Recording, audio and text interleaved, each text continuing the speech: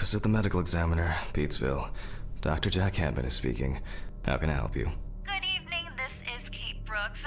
I'm not sure if you remember me. A few weeks ago, we talked about an article I'm working on.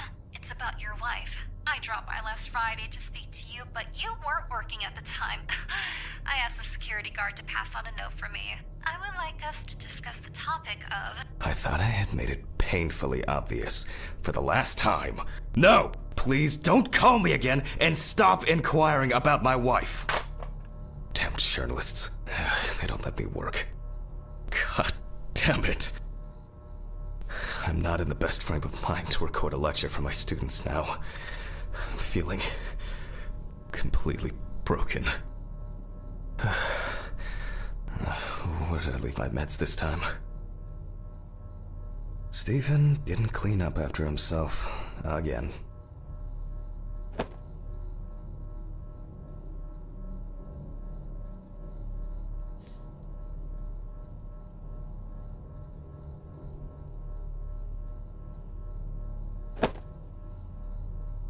They definitely pay me too little for this. Awful. It would be good to finally repair the coffee machine. Wednesday. It's not my favorite day, although it's certainly better than Monday.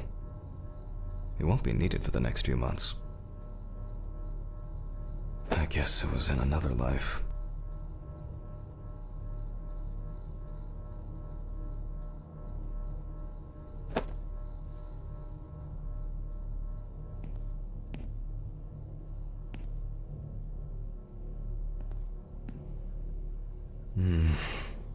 Another kidnapping this month.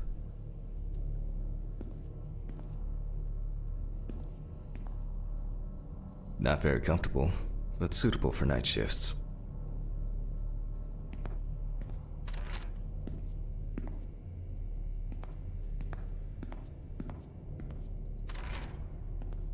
This place is starting to look like a hoarder's dream, rather than a storage room.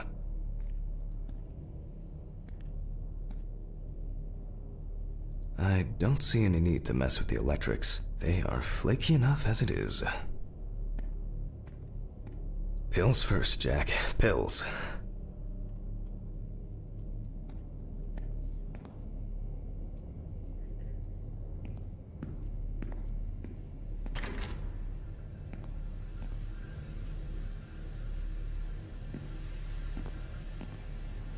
Okay, time to pull myself together. And get back to work.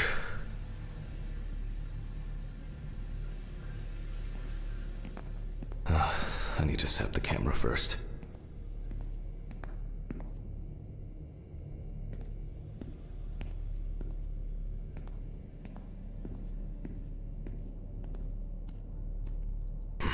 Now remember, Jack, don't forget, hit the record button this time.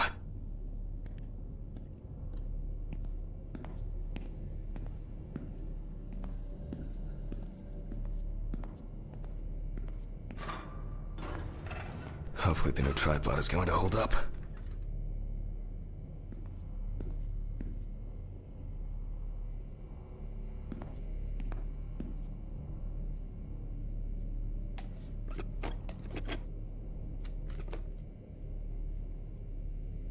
Now, I just have to get everything in frame.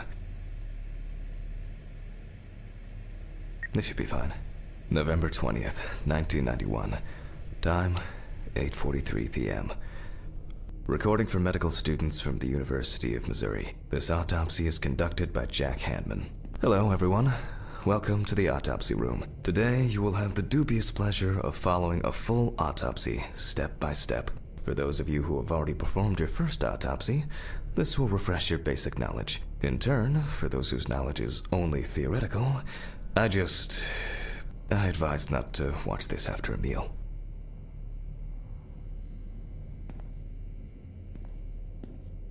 Let's start.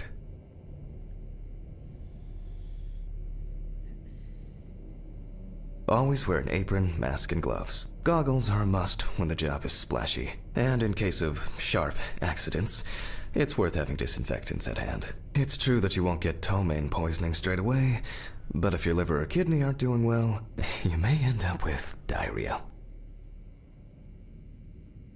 The cadaver is placed on its back on the autopsy table. The pathologist stands on the right of the deceased. Make sure that all the necessary tools are always at hand so that you don't have to run around looking for something, like I do all the time.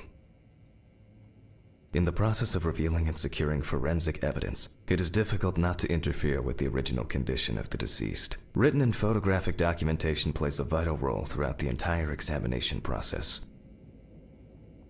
During your research, be patient, inquisitive, but above all, attentive to detail. Many entries are visible at first glance, but sometimes they can be cover for more interesting stories. And lastly, remember that nothing teaches you self-narration like working with the dead. So get used to that fact soon.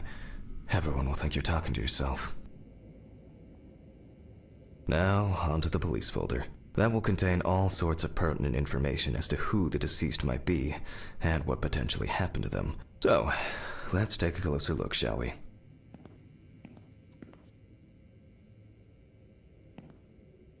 I wasn't sure it would amount to anything, but the World Wide Web has been a blessing for speeding up my work.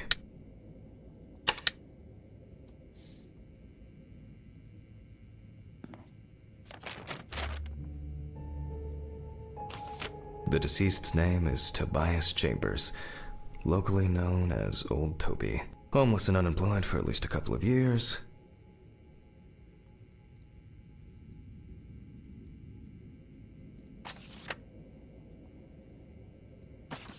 The deceased was found on the outskirts of a parking lot at a gas station, where he often begged and persistently offered drivers to wash their car windows. The body was noticed by a station employee during the morning shift. Initially, he thought that someone had thrown some boots and a coat in a nearby ditch. It took him a moment to recognize the pile of clothes as the body of a man.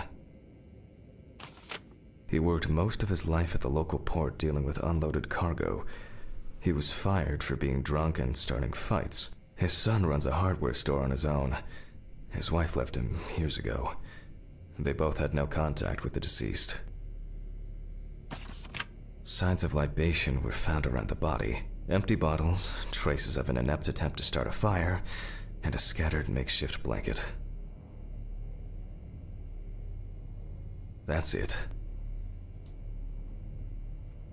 It's worth remembering the context around the scene of a death. This allows you to better interpret any traces found on the body. I shouldn't start the procedure without gloves. Now it's our turn to take some pictures for our files. If I can just remember where I left the camera. It's in here somewhere.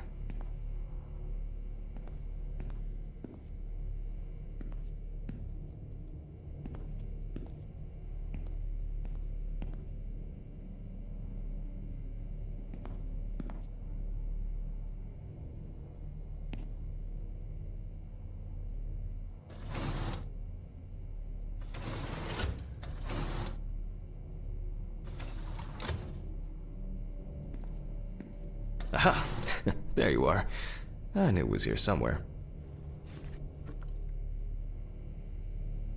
As I mentioned at the beginning, before we begin the internal examination, we need to document the cadaver and the condition it arrived in. We begin with a full body photo. Try and stick to the top-down rule, but this is not always possible. Let's keep in mind it's all about the legibility, not the perfect frame.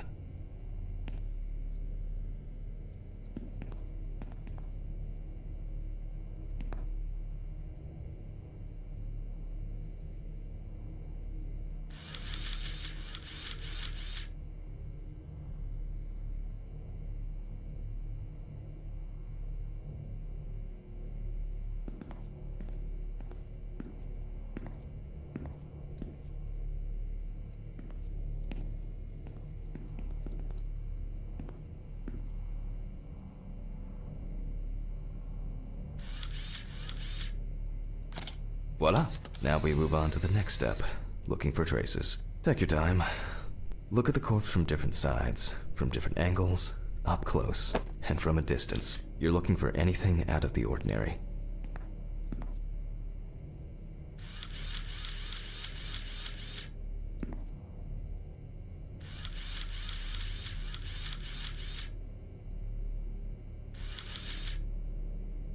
poorly healed wound. Looks old. I'll take a closer look later.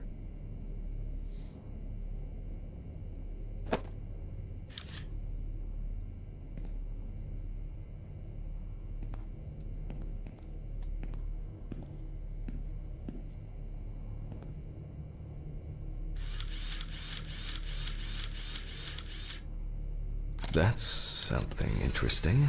It will be necessary to check whether this injury was severe enough to cause damage to the brain.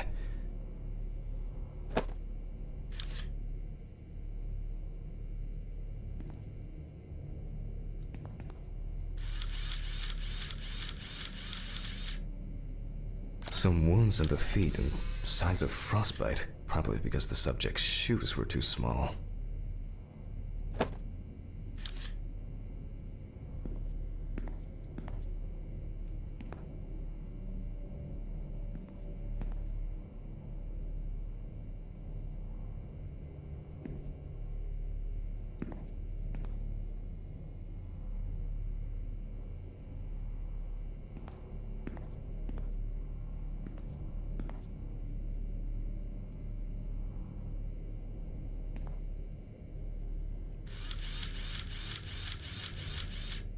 Hardened hands, worn out by physical work, and frostbite?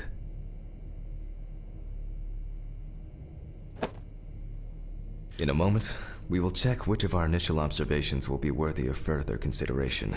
But before we get to that, I need to write down some basic data.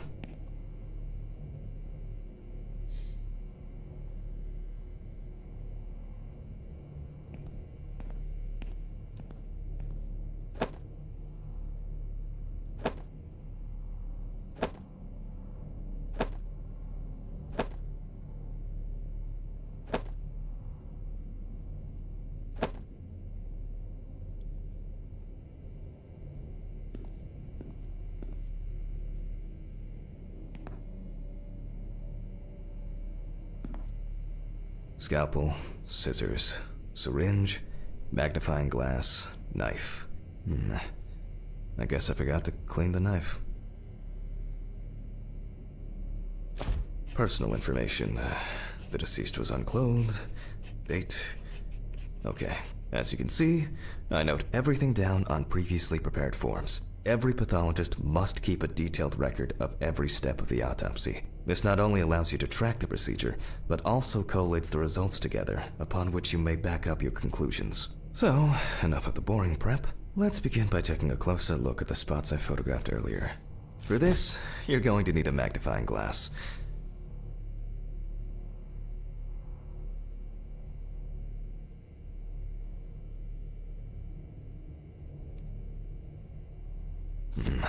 Which spot first?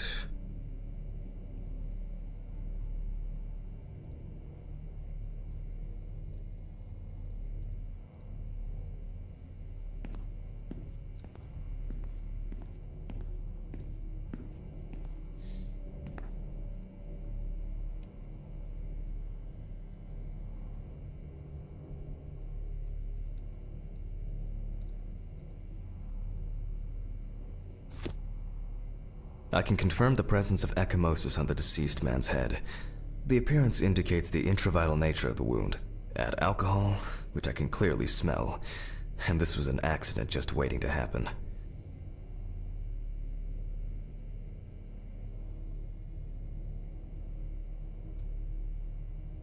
It looks like a burn mark, no doubt painful, but it's not pertinent for this case.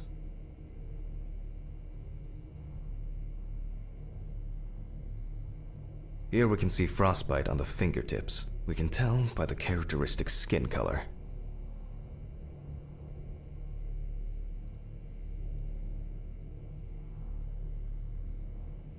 Definitely a painful mix of frostbite, abrasions, and blisters. Old Toby had been wearing shoes too small for him for a very long time. That's if he wore any at all.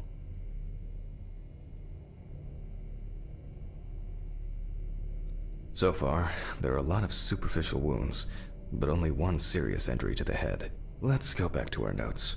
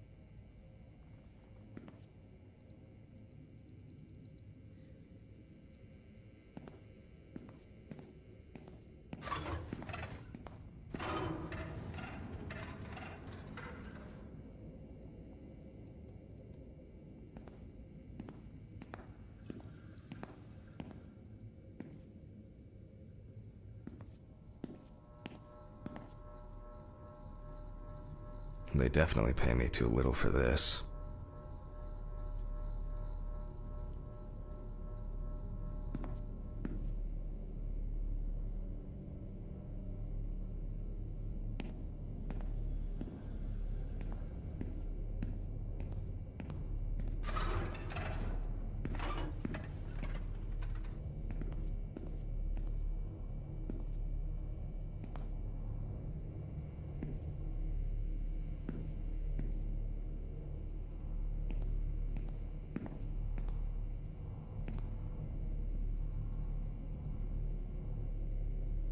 I wasn't sure it would amount to anything, but the World Wide Web has been a blessing for speeding up my work.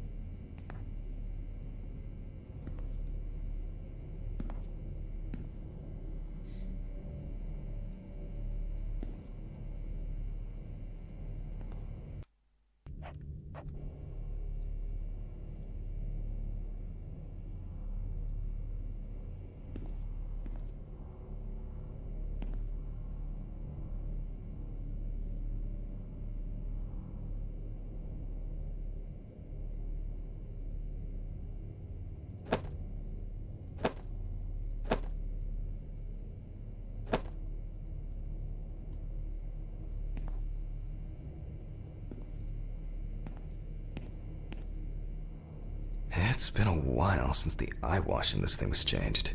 It's probably a health hazard now.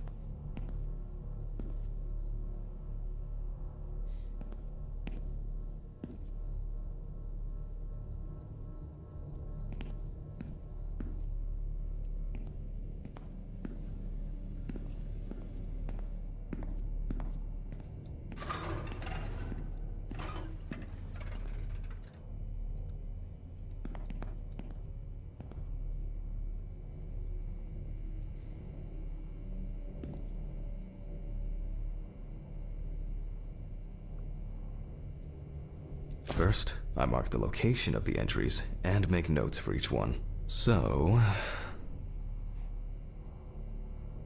the head wound. Definitely an important clue. This is something we'll investigate first. We're not in frost season yet, but high humidity, wind, and the inability to warm up can also be causes of frostbite. If Toby's body was cold for a prolonged period, the frostbite could have resulted from the body's defense reaction. The safety of the internal organs is more important than fingers, nose, or ears. Even though this type of wound didn't contribute to the deceased's death, we're still required to record it. As you can see, we don't have much to go on. Let's write down what preliminary causes of death we can think of. Various types of accidents are a common cause of death among the homeless and the elderly. Perhaps old Toby slipped and accidentally hit his head. Considering the conditions in which he slept, his body may have become hypothermic. The nights have been particularly nasty lately. We will check if there are any signs of freezing internally. This is of no interest to us. Since the deceased clearly smelled of alcohol, I'll add alcohol poisoning to our list.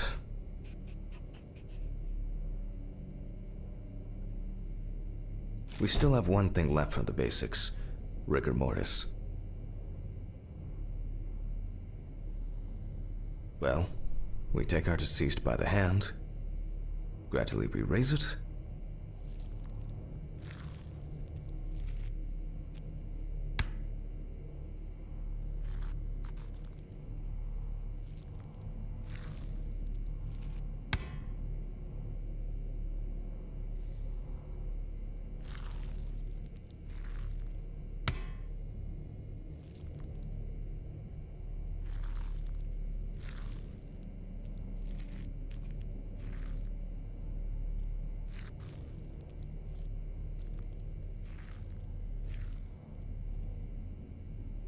Now let it go. As you can see, the hand falls loose. What's the conclusion? Death must have occurred more than 72 hours ago. The police information appears correct.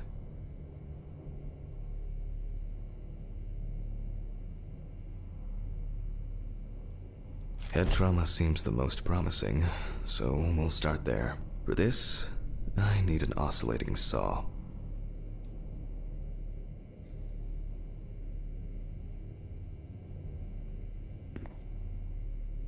Scalpel, scissors, syringe, magnifying glass, knife. I guess I forgot to clean the knife.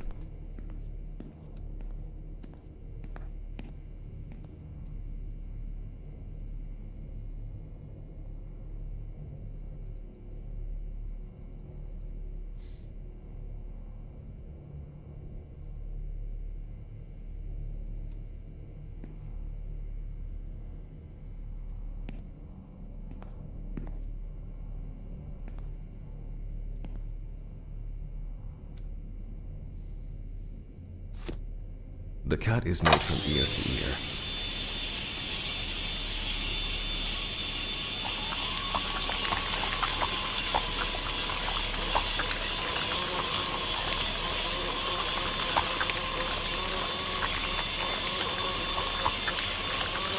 After which, we remove the skin and the top of the skull.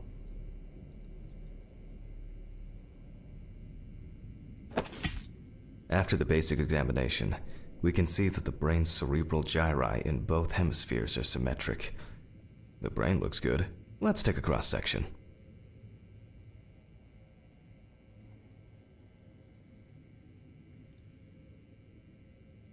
Some pathologists prefer to examine organs without removing them. However, for me, it's much more convenient to examine them on a board, which we'll do now.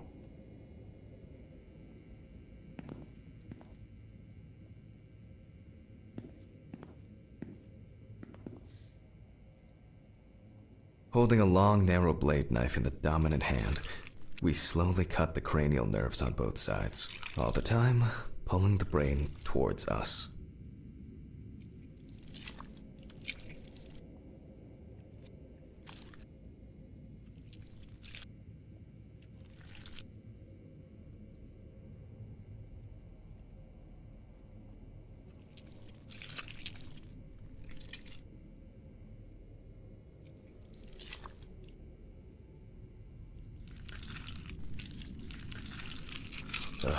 My head. Oh, I can't think straight. Pills. Where are my pills? So far, so good. The hematoma seems to have had no effect on the brain.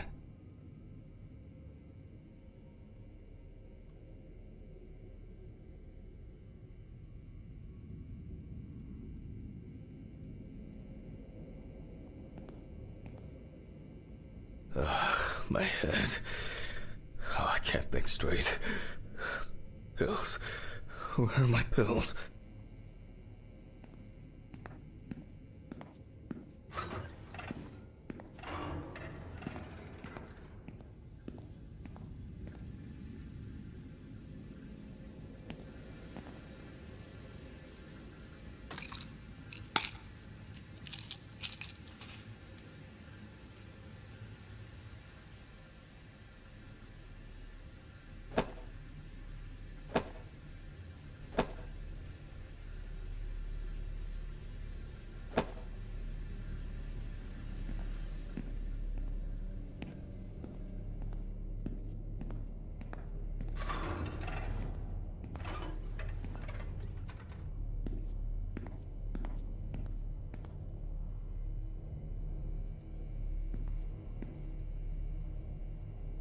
We can rule the fatal accident out as well.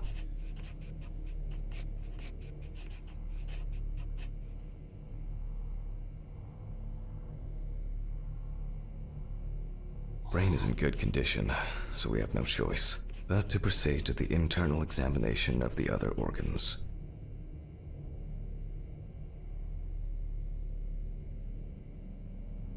I grab a scalpel from my kit. The incision should be in the shape of a letter Y.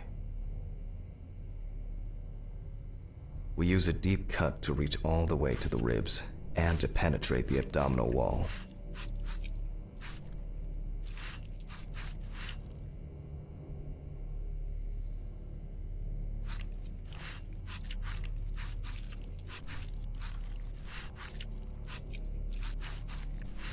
All right, now we peel back and separate the skin.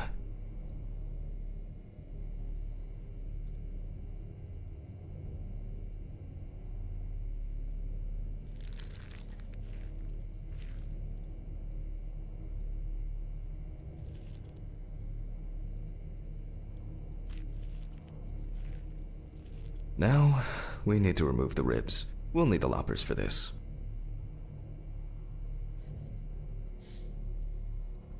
Maybe not eating.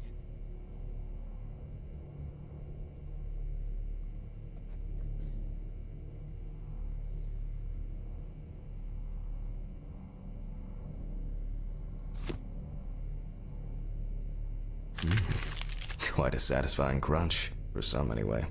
After removing the cartilage tissue, we instantly notice two things. Firstly, there is no congestion of the internal organs. This means that although the deceased was hypothermic, it didn't kill him. Secondly, the deceased smoked like a chimney. So, we should take a closer look at those lungs.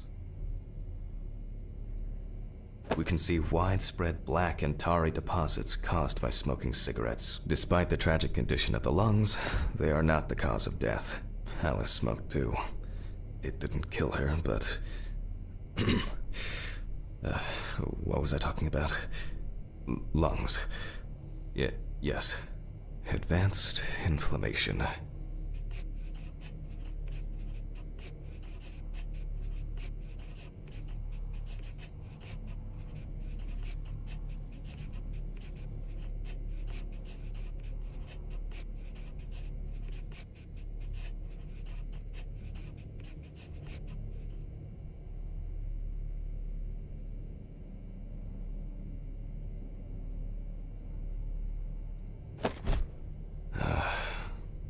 What now?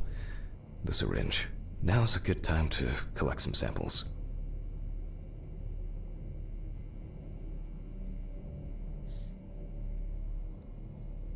Specifically 3. From the eye, the heart, and the bladder. I'm interested to see the concentration of alcohol in the body. Vitreous humor analysis is very useful in indicating long-term alcohol abuse. 5 milliliters from the left ventricle should do it. Now from the bladder, we draw about 10 milliliters of fluid. Now we take our samples to the centrifuge. But before I do that, I need to find my notebook. My dyscalculia means that I always double-check the settings.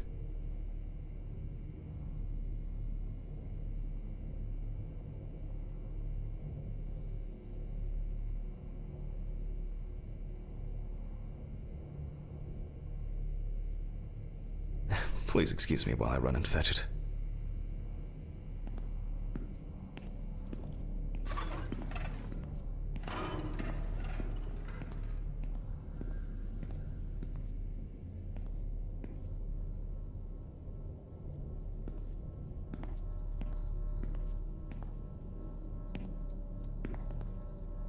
This whole thing is covered in stains.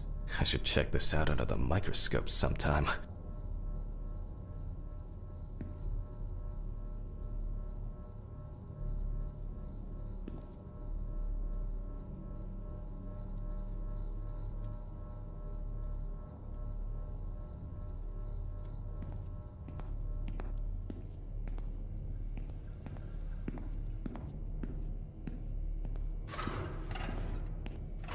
Let's get back to the examination. We put all of the samples into the rotor.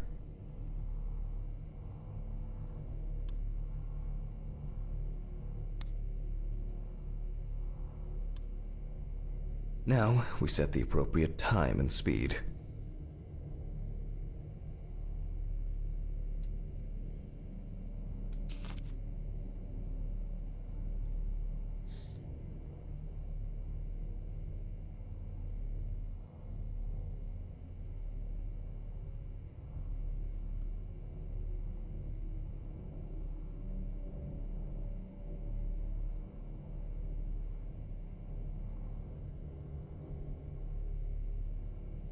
Okay, let's roll.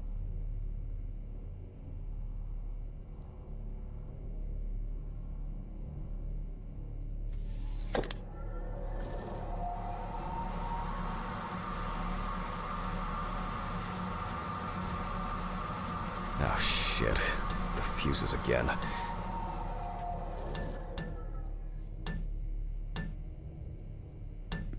Where were we? Oh yes, the blood alcohol concentration. Let's see what we've got here. Everything's separated as it should. Our lab is closed until tomorrow after the last, incident. However, considering that Toby's favorite eau de parfum appears to be ethanol, I'm guessing the results won't surprise me at all.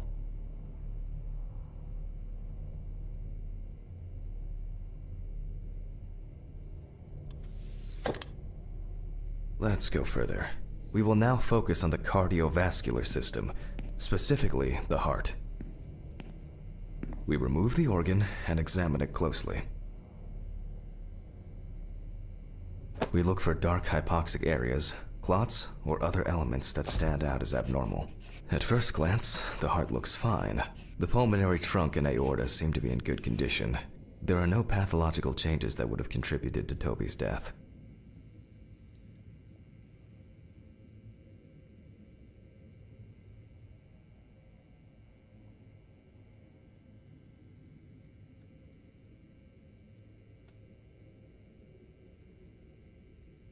Now let's take a closer look at the stomach. Size is normal, healthy, pink color, and as expected, the stomach has no major external damage. We must now cut it open and inspect inside.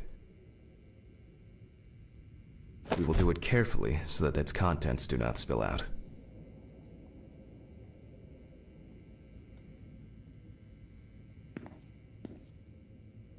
We open the stomach along the greater curvature, from the heart to the pyloric end. Oh, I already feel like there's something left inside.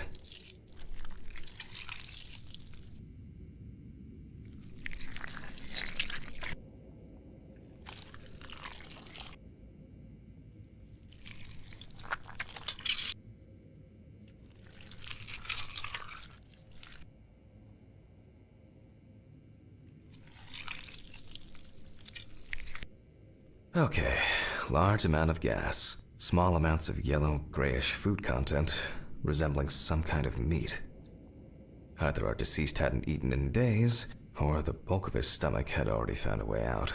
Looks like I'll have to find the missing contents.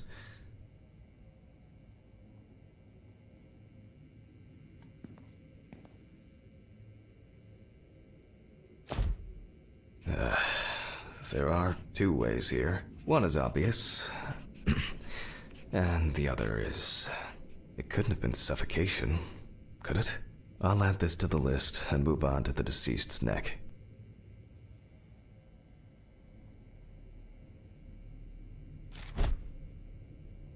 At first glance, the trachea looks normal. Same result as with the stomach. The external inspection doesn't tell us anything. This time we'll cut on a tray.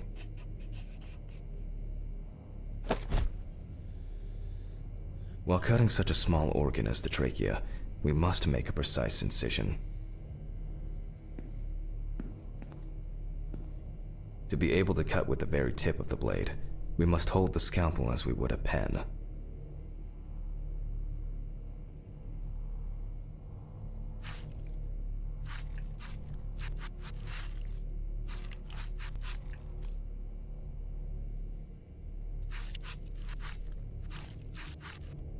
And after careful examination and deduction, we've got it, a clogged trachea. It's time to summarize the whole thing.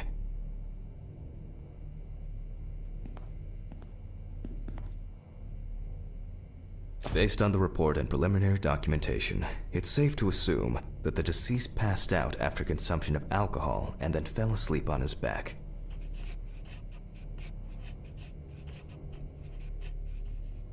Then, the gastric contents refluxed and flooded the airways, causing death.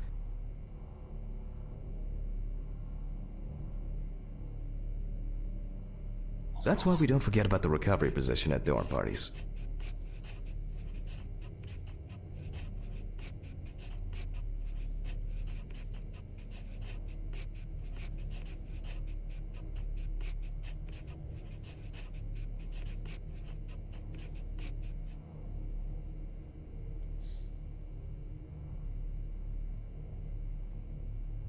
And now it's all clear. The death was suffocation. Now, signature.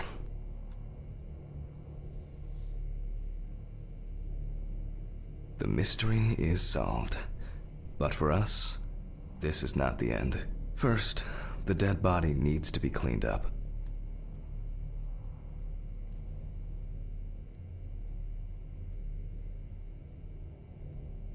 For this, we will need to close the body and grab the needle. First, we unroll the skin flaps.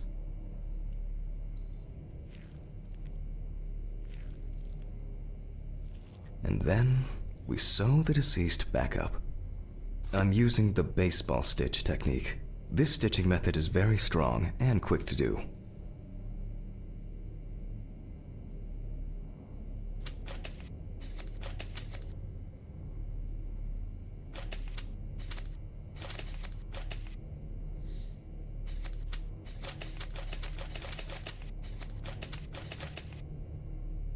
Beautiful.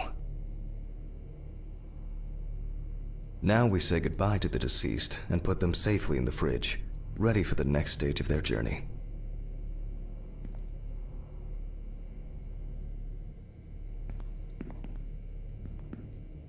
Still missing a head.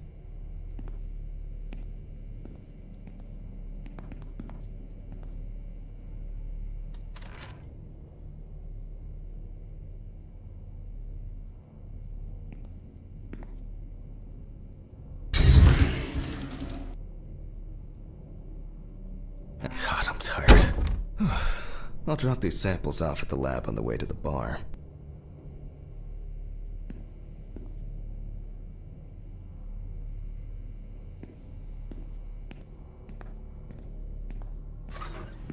I'll call Steven. I don't feel like drinking alone today.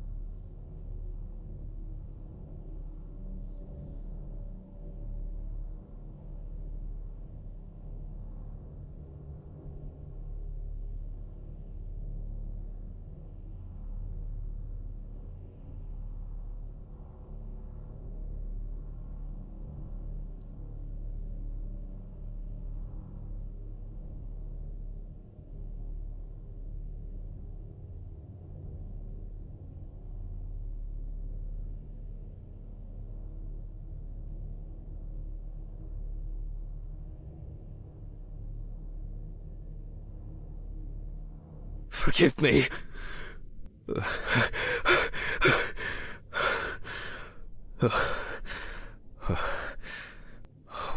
What? Christ. What a dream. Fuck.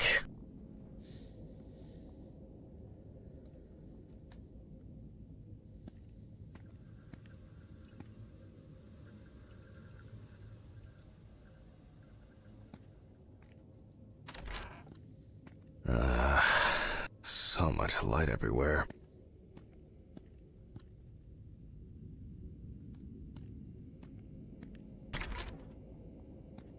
A pill a day keeps the defective Jack away. It's a shame these won't help with my hangover.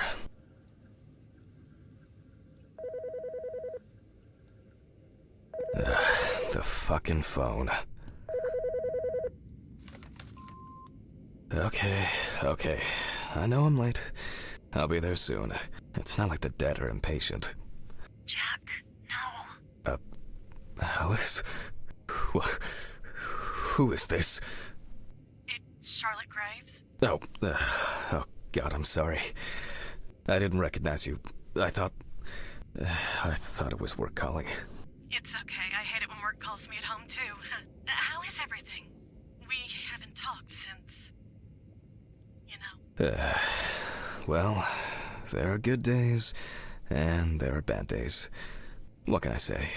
At least I can hide away at work. Well, you always were the most comfortable in the dissecting room. Listen, I have an unusual request. Okay, how can I help? It's nothing serious. I just wanted to ask. Do you have any pictures of Alice? Maybe one where the two of us are together? I'd love to have something to remind me of her. I guess. I'm not sure. I'll look through her things. Thank you. I'm sorry to trouble you with this. All this can't be easy for you. I'll get through it somehow. I've been meaning to sort through her stuff for a while. Have you asked Stephen if he has anything? Yes, I spoke with him this morning. He said he gave everything to their mother and that I should ask you. I see. Jack, I know you're trying. That you cope somehow. Stephen's there for you. Although, well, we all know how he can be. But, I mean, if you wanted to reminisce about Alice, talk. I really should go now. I overslept, I'm late for work, and I still have some errands to run on the way. Oh. Okay, sure. Sorry to keep you. I'll look for something and send it over. Thanks for the call, and bye. Oh, do you have my address? Not on hand. You'd best remind me again. 292 Browning Lane, apartment 432, Johnson City, New York, 13790. Got it. Thanks. Thank you. It would mean a lot to me. Just miss her so much. Yeah, me too. And that's okay. Really, no problem. Thank you. Take care, Jack. You too, Charlotte. It was nice to hear you. Well, that was a bit unexpected. I should probably find something to send.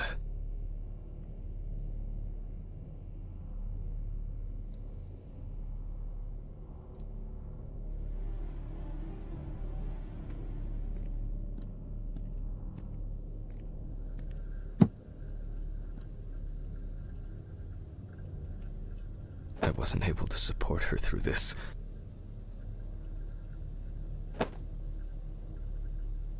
Till death do us part. It was a miracle that the coffee didn't wash off the writing. And that she said yes.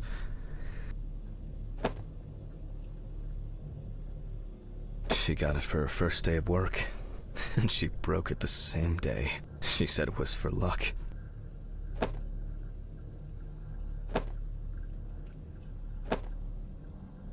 It's always good to have something for a rainy day.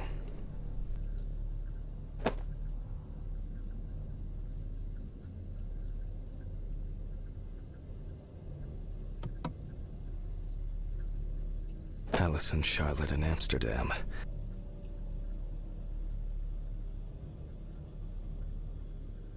It's hard to believe they've known each other for so long.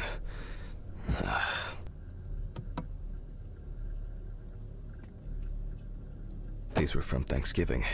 Stephen invited me. I was going to give them to his mother, but then I met Alice. That was the first time I saw her.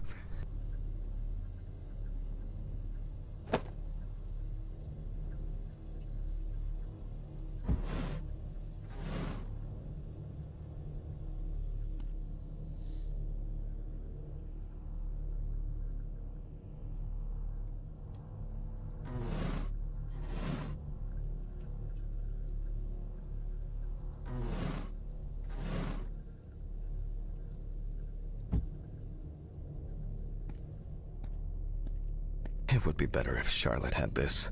It deserves to be on display, and not hidden in a drawer. The remnants of last night's binge with Stephen. I'm not sure if it's still edible.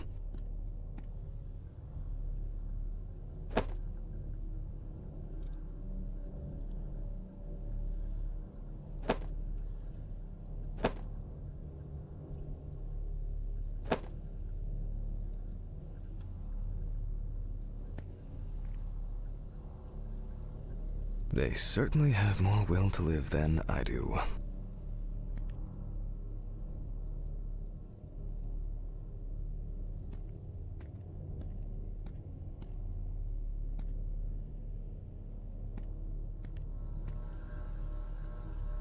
Okay, time to go to work. I'm seriously late.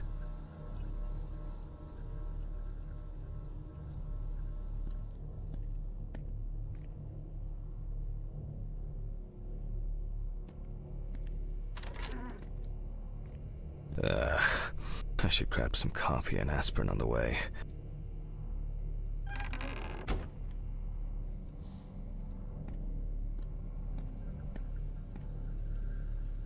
These fluorescent tubes.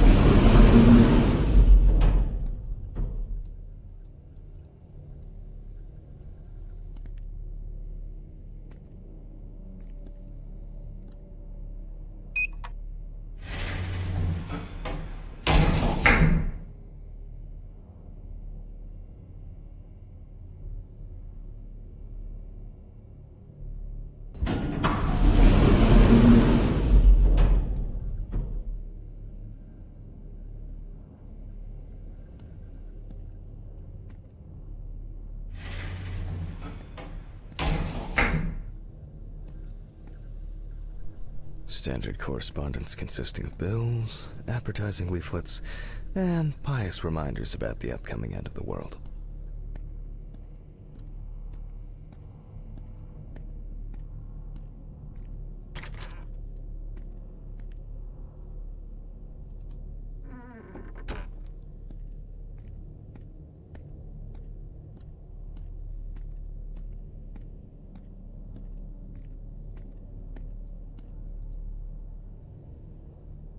I hope this helps, Charlotte. Okay. All done here. Time to go. Huh?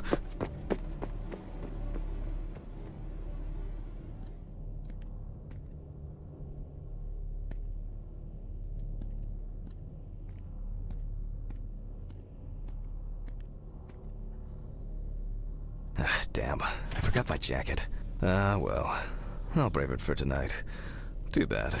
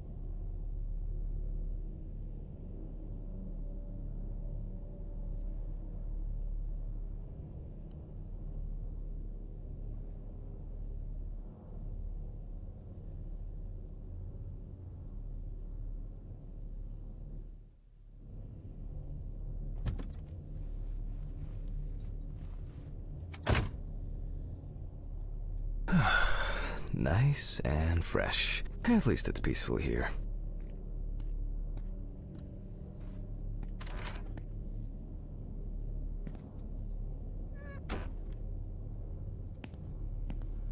Good evening, Mr. Ridley. The timesheet, Hammond.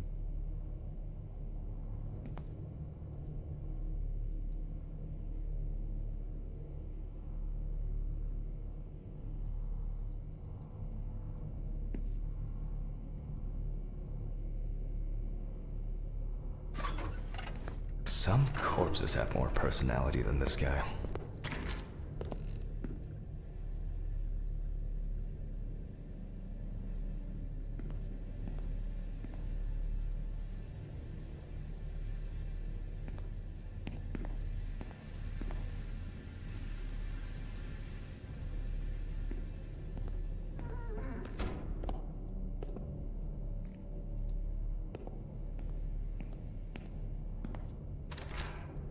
Christ.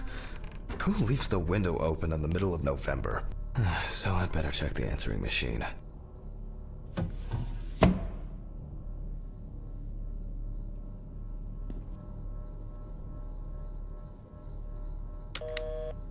Hi, Jack. I dropped by a little early today. I left the body with Ridley in the corridor. He wasn't sitting in the locker then, so maybe he'll even throw him into the room. Well, how are you doing? Yeah, I mean, it's your first birthday without her, and... This, I still have a hangover, and you know me, I run to the John like the neighbor's fucking dog. You know, today I slipped on his shit again. That fucking furball. He always has to shit next to my car. Anyway, I can't come over in the evening, but we'll catch up on the weekend, okay? Bye. I almost forgot. Charlotte called me this morning. She asked about you, so answer your calls, Jack. This time it's not a reprimand for being late. That's par for the course. I wonder when this clown will learn to look under his feet.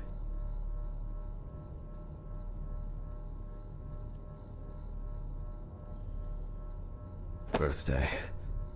I actually forgot it was today. Alice baked me muffins like these every birthday. A treat for later.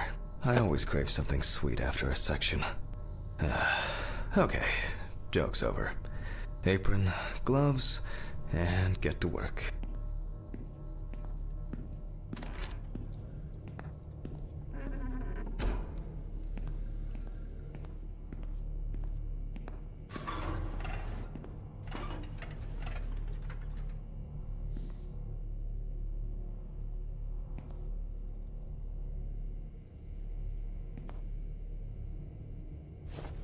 Ah, man. I remember you. You were on that talent show. What was your name again? I need to order another batch of these. I've got to remember to do that later. And that's the whole point.